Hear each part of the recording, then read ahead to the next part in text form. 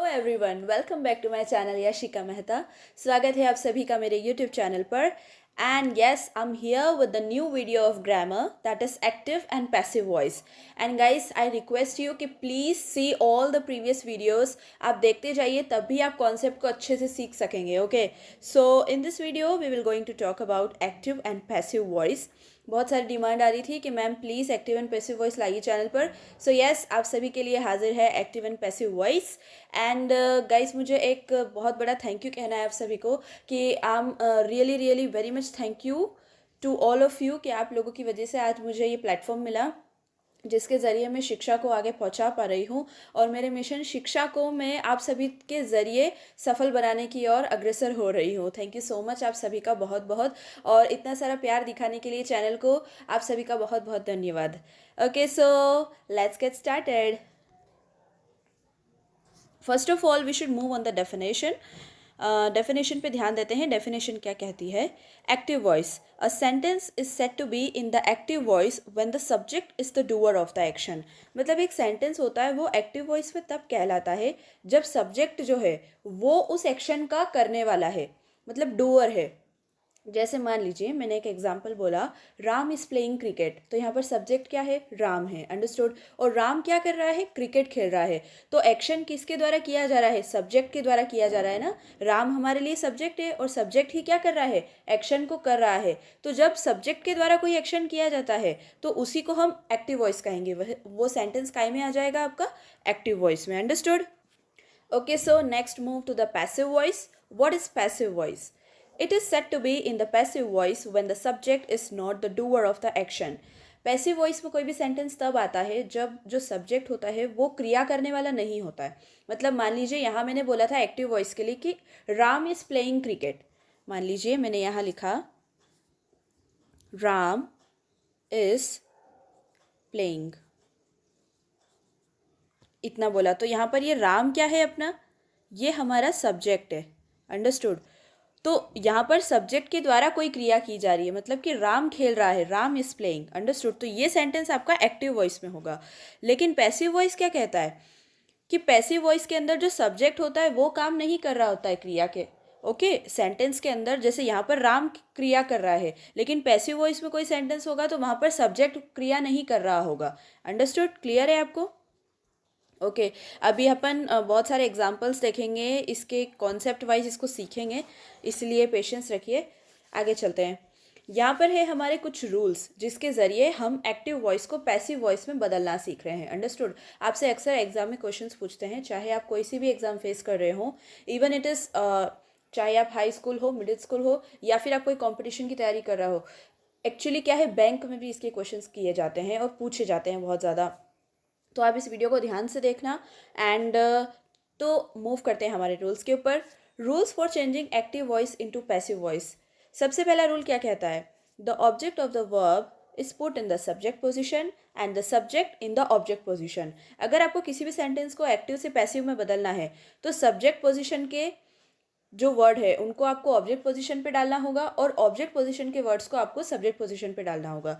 कैसे? चलिए देखते हैं। यहाँ पर मैंने एक एग्जाम्पल लिखा है, ही इट्स एन एप्पल। तो सबसे पहले आपको ये पता होना चाहिए कि what is the subject position and what is the object position. ये मैं आपको पिछले वीडियोस में भी बता चुकी हूँ, अगर आपने नहीं देखा है तो जाके देख लेना। बाकी इस वीडियो में भी हम इस चीज़ के बारे में बात करने वाले हैं। यहाँ पर आपका जो ही है ये आपका सब्जेक्ट पोजिशन पे है। ही कौन से पोजिशन पे है? सब्जेक्ट पोजिशन पे। क्यों? क्योंकि यहाँ पर इसके बारे में बात हो रही है। ही ईट्स एन एप्पल, वो एप्पल खा रहा है, तो ये आपका सब्जेक्ट पोजीशन होगा। और जो एप्पल है वो आपकी ऑब्जेक्ट पोजीशन है। एप्पल क्या है? ऑब्जेक्ट पोजीशन है। एक्टिव एंड पैसिव वॉइस में सबसे ज़्यादा खेल आपका सब्जेक्ट पोजीशन और ऑब्जेक्ट पोजीशन का ही है। तो ये सबसे बेसिक चीज़ है, ये आपको पता होनी चाहिए कि सब्जेक्ट पोजीशन क्या होती है और ऑब्जेक्ट पोजीशन क्या होती है। तो यहाँ पर क्या बोल रहा है हमको? फर्स्ट रूल कह रहा है कि जो ऑब्जेक्ट होता है उसको सब्जेक्ट पोजीशन पे डाल दिया जाता है और सब्जेक्ट पोजीशन की जो चीज़ है उसको ऑब्जेक्ट पोजीशन पे डाल दी जाती है।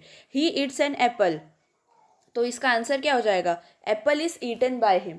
क्या हो जाएगा? Apple is eaten by him. देखेंगे अपन आगे एग्जाम्पल में भी, मैं इसको अच्छे से और एक्सप्लेन करूंगी। तो यहाँ पर हमने क्या किया? Apple is eaten by him में एप्पल को हमने सब्जेक्ट पे डाल दिया जो कि ऑब्जेक्ट था, और ही क्या हो गया? ही आपका हिम हो गया। ध्यान रखिए कि यहाँ पर आपको ही he as it is object position पे डालना नहीं है, उसके लिए भी कुछ रूल्स है कि आपको ही के लिए क्या लिखना होता है ऑब्जेक्ट पोजीशन में डालते समय, शी के लिए क्या लिखना होता है। तो ही के लिए हम हिम का यूज़ करते हैं। तो सेंटेंस क्या हो जाएगा, an apple is eaten by him. Understood? इतना क्लियर हुआ आपको? तो अब यहाँ पर आपको एक चीज़ और ध्यान रखनी है। मैंने सेंटेंस कहा था कि an apple is eaten by him. तो यहाँ हमने क्या किया है इस सेंटेंस के अंदर, थोड़ा सा अपन यहाँ इसको इरेज कर देते हैं। देखिए एग्जाम्पल, देखिए क्या लिखा है हमने यहाँ पर, an apple is eaten by him. तो हमने क्या यूज़ किया यहाँ पर, बाय का यूज़ किया।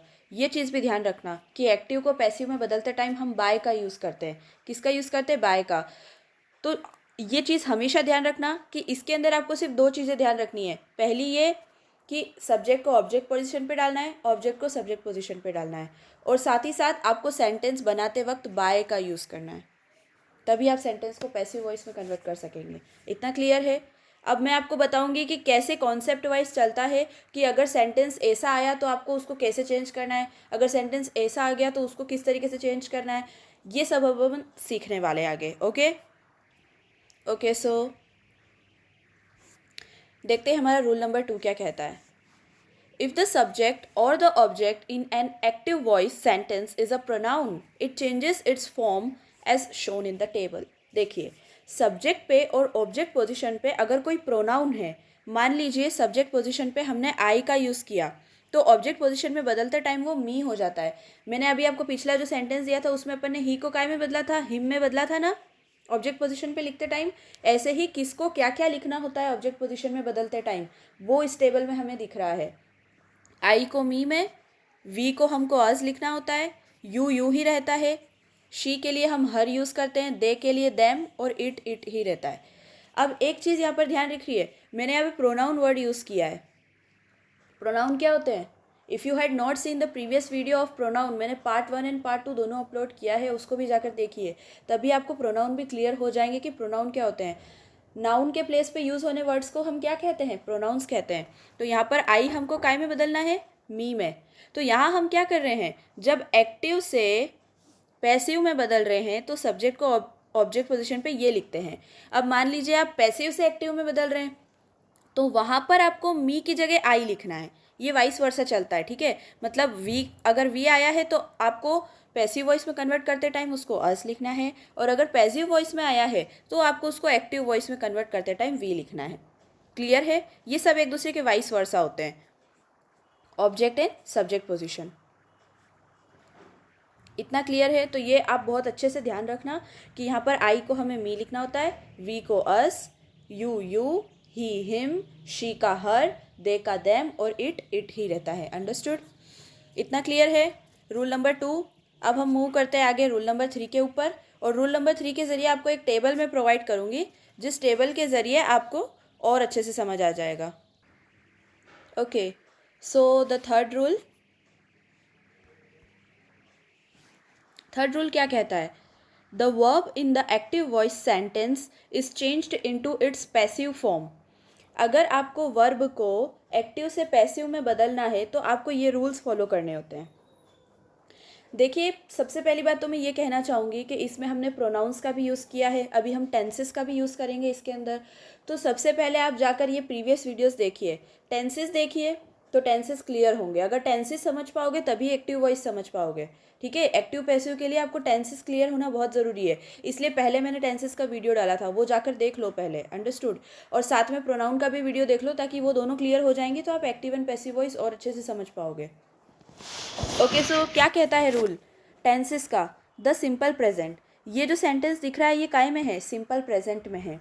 ही ईट्स एन एप्पल, ये सिंपल प्रेजेंट में है। तो इसको पैसिव में बदलते वक्त आपको क्या करना है, ऑब्जेक्ट पोजीशन को सब्जेक्ट पे लाना है और सब्जेक्ट को ऑब्जेक्ट पे। An apple is eaten by him, तो यहाँ पर ये एप्पल क्या आ गया, अपना ऑब्जेक्ट आ गया। हमने सब्जेक्ट को काय में बदल दिया, ऑब्जेक्ट पे।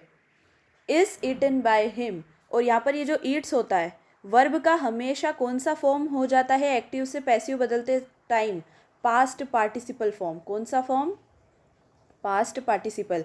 अच्छा अब ये पास्ट पार्टिसिपल फॉर्म क्या होता है, पास्ट पार्टिसिपल फॉर्म वो होता है जो आपका ईडी फॉर्म होता है, जिसको हम क्या कहते हैं, पास्ट फॉर्म। ईडी फॉर्म क्या होता है, पास्ट फॉर्म।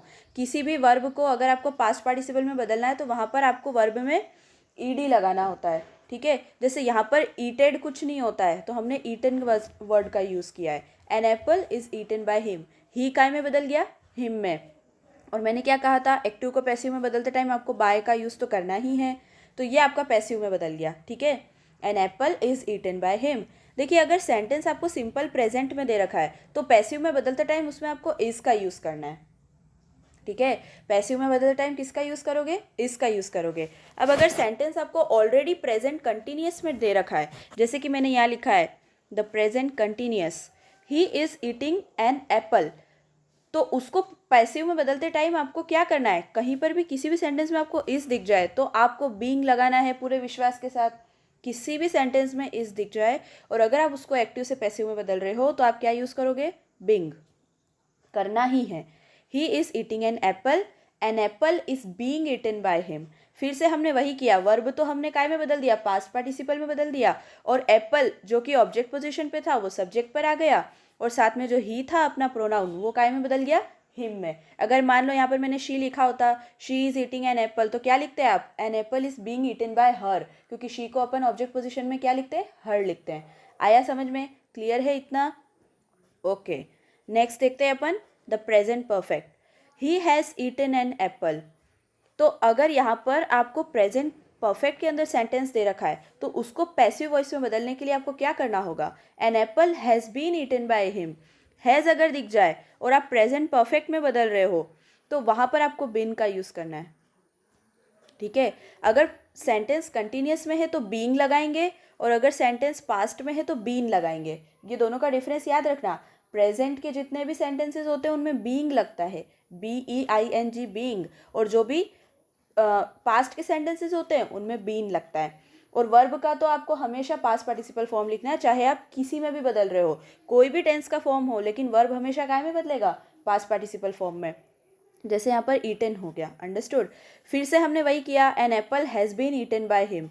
अगर आपको कहीं पर भी, यहाँ तो हैज़ था तो हैज़ हमने लगाया, लेकिन यहाँ पर ईटन था, ऑलरेडी ईटन था। देखिए यहाँ क्या था, या तो आपका कंटिन्यूस में सेंटेंस था या फिर सिंपल में था तो हमने उसको ईटन किया, लेकिन यहाँ तो ऑलरेडी ईटन है, ऑलरेडी ईटन है ना, तो वो तो ईटन ही रहेगा, लेकिन हैज़ के साथ बीन लग जाएगा।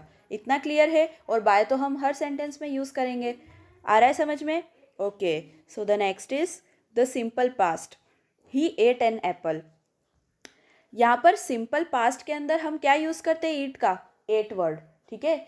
ईट क्या हो जाता है, एट हो जाता है पास्ट के अंदर। तो he ate an apple was eaten by him, क्योंकि सिंपल पास्ट में सेंटेंस है तो वो काय में बदल जाएगा, पास्ट कंटिन्यूस में वॉज लग जाएगा। क्या लग जाएगा, वॉज लग जाएगा। और यहाँ पर क्या हो जाएगा, ये एट का ईटन हो जाएगा, ठीक है। और फिर से हमने क्या किया, सब्जेक्ट को ऑब्जेक्ट पोजीशन पे बदल दिया। क्लियर है। नेक्स्ट देखते हैं the past continuous, he was eating an Apple. अब ये ऑलरेडी कंटिन्यूअस में, वॉज ईटिंग का मतलब क्या है, सेंटेंस कंटिन्यूअस में है। तो मैंने क्या बोला था कि कंटिन्यूअस कभी भी दिख जाए तो आपको बीइंग लगाना है, BEING बीइंग। तो ये ऑब्जेक्ट फिर से सब्जेक्ट पे आ गया, an apple was being eaten by him, ठीक है। वॉज तो एज इट इज रहेगा, लेकिन ईटिंग के साथ क्या हो जाएगा, यहाँ पर बीइंग का भी यूज़ हो जाएगा और ईटिंग हमारा ईटन हो जाएगा। जैसा कि मैंने कहा कि पास्ट पार्टिसिपल फॉर्म चल रहा है हमारा, understood. The past perfect, he had eaten an apple. अगर ऐसा दे रखा है तो आपको ईटन तो वैसा के वैसा ही रहेगा, हैड बीन हो जाएगा। क्या हो जाएगा, हैड बीन। जैसे यहाँ हमने हैज़ दे रखा था तो हैज़ बीन किया ना, अगर हैड दे रखा हो तो हैड बीन कर देना, ठीक है। और सब्जेक्ट काय में बदल जाएगा, ऑब्जेक्ट पोजीशन में, और ऑब्जेक्ट काय में बदल जाएगा, सब्जेक्ट पोजीशन में। An apple had been eaten by him, understood. अब लास्ट बात करते हैं अपन फ्यूचर की। फ्यूचर में एक ही सेंटेंस आता है केवल, सिंपल फ्यूचर का, he will eat an apple. तो आपको क्या करना है, an apple will be eaten by him. इसको सिंपल फ्यूचर में दे रखा है तो हम काय में बदल देंगे, विल बी में। विल बी हो जाएगा, विल के साथ विल बी, और ईट का तो आपको पता ही है पास्ट पार्टिसिपल फॉर्म हो जाएगा, बाय हिम। इतना क्लियर है। अब देखो यहाँ पर कंफ्यूज मत होना कि ये क्या इतना सारा लिखा है, कैसे समझ आएगा। अब एक ट्रिक देखो, ये तो बात हो गई कॉन्सेप्ट की। कॉन्सेप्ट समझना बहुत ज़रूरी होता है, उसके बाद ही हम ट्रिक का यूज़ करें ना तो कॉन्सेप्ट और ट्रिक दोनों काम आ जाती है। अब देखिए यहाँ पर क्या करना है, अगर आपको सिंपल में दे रखा है तो उसके साथ इज़ लगा दो, अगर ऑलरेडी प्रेजेंट में है ईटिंग है तो उसके साथ बीइंग लगा दो, ठीक है, बीइंग तो लगेगा ही लगेगा। अगर आपको प्रेजेंट परफेक्ट में दे रखा है, हैज़ ईटन दिया है तो हैज़ बीन कर दो, हैड ईटन दिया है तो हैड बीन कर दो, इज दिया है तो इज बीइंग कर दो, वॉज ईटिंग दिया है तो वॉज बीइंग कर दो, और ईटन तो वही चलेगा, वर्ब का फॉर्म तो हमारा सेम चल रहा है ना, केवल हमको बदलना किसको है, हमारे बीच वाले इन सेंटेंसेस को, इज, हैज़, ये सब, ठीक है। और बस फ्यूचर का याद रखना है, he will eat an apple तो an apple will be eaten by him.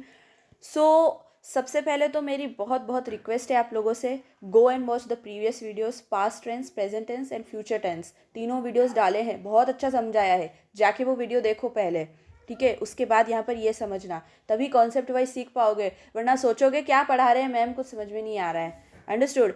And in last, thank you so much for watching this video, and guys please do like, share and subscribe to my YouTube channel, and और भी latest updates के लिए channel को subscribe करना बिल्कुल भी मत भूलना, and wish you all the very best. Thank you so much for watching.